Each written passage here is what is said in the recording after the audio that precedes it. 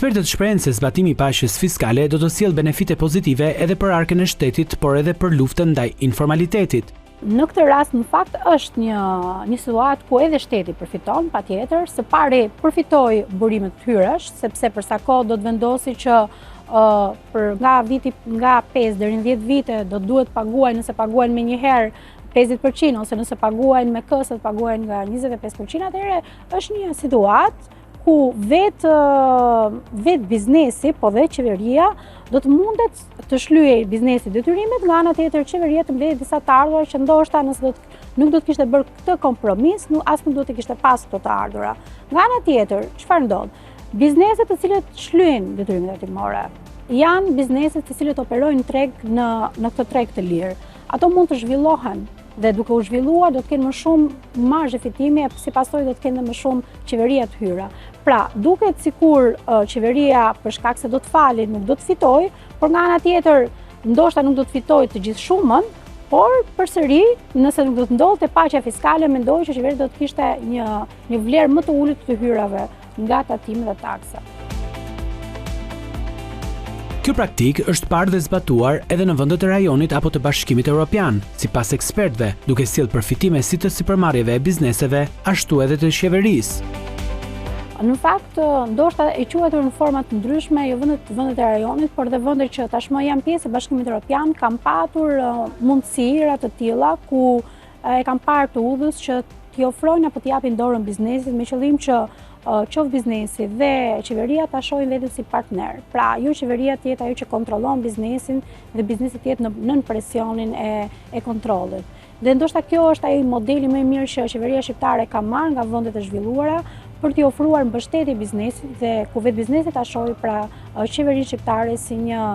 patjetër si një partner, por dhe vetë biznesi të edukohet financiarisht, pasi duhet kuptojë që një biznes humb më shumë nëse bën evazion fiskal, nëse nuk paguan tatime, sepse nëse nuk i paguan tatime, ato janë detyrime që duhet i paguaj patjetër, dhe nëse dojë të mbylli aktivitetin, e ka të pamundur pa shlyer detyrimet. Kështu që mendoj që kjo do të jetë dhe hera e fundit që vetë qeveria shqiptare ofron mbështetje, sepse siç thatë dhe ju, vërtet qeveria do të mbledhë disa të ardhura, por nëse do të ishim pa paqe fiskale, atëherë biznesi do të kishte detyrim të shlyejnë të gjithë detyrimet hetimore dhe vetë buxheti i shtetit do të kishte një shumë konsiderueshme. Duke qenë se paqja fiskale është pjesë e buxhetit, kjo bën që qeveria të ketë kthyer syt nga mbrojtja sociale, lehtësirat ndaj bizneseve e sipërmarrjeve, qofshin ato të konsoliduara apo ato të reja.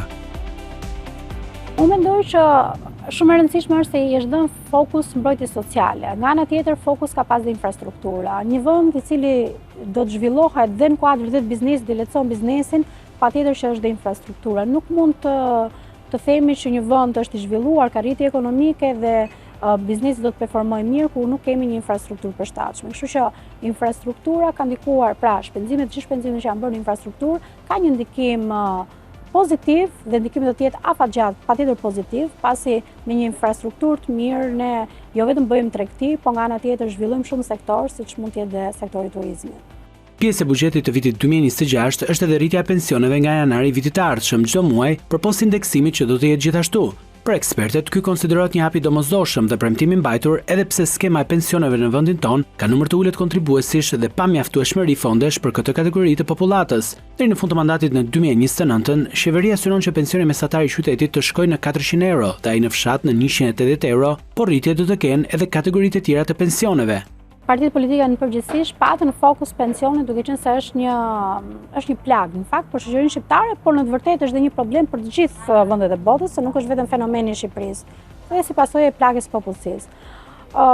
U premtua dhe shpeshherë nga shumë ekspertë u pa dhe me sy pak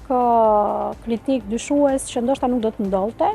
pasi nuk ishte dhënë afatet kohore, kishte vetëm një premtim që do të kemi 2 fishim të pensionit minimal dhe mesatar. Ndërkohë që siç po shohim, vetë qeveria ka vendosur që nga 1 janari 2026 dhe deri në fund mandatit, pra të përdori një metodologji ku rritja të jetë mujore. Unë mendoj që është një metodologji e mirë, pasi pensionistët pra çdo muaj do të marrin një rritje, edhe pse në fund të vitit do të kenë një rritje shumatore, pra dhe do të kenë dhe bonusin, por mendoj që është një metodologji që vetë pensionistët i motivon, që po shihen me prioritet nga vetë qeveria, pasi duhet të kuptojmë që vërtet niveli pensioneve në Shqipëri është i ulët, por kemi dhe sfidën tjetër që jo vetëm është i ulët, por e kemi dhe një skem pensioni deficit. Duke qenë se një pjesë e mirë e fondeve të buxhetit shtetit shkojnë për të mbajtur në këmbë skemën e pensioneve dhe për ta bërë atë disi të qëndrueshme, nga ana tjetër kemi dhe dhënien e bonuseve dhe këtë rritjen e pensioneve mujore që përsëri do të financohet nga buxheti i shtetit. Patjetër që nuk është e mjaftueshme për pensionistët në Shqipëri, sepse kjo është çështja e kostos jetesës. Pra ne të gjithë kemi një kosto tepër të lartë jetese dhe edhe po të shkojnë edhe që në 2026 po të shkonin 2 fish pensioni minimal dhe mesatar nuk do të mbulonte koston e jetesës në Shqipëri, por mendoj që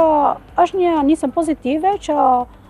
objektivi i qeverisë do të përmbushet siç është premtuar. Në këtë rast premtimi po sheh pra zbatim.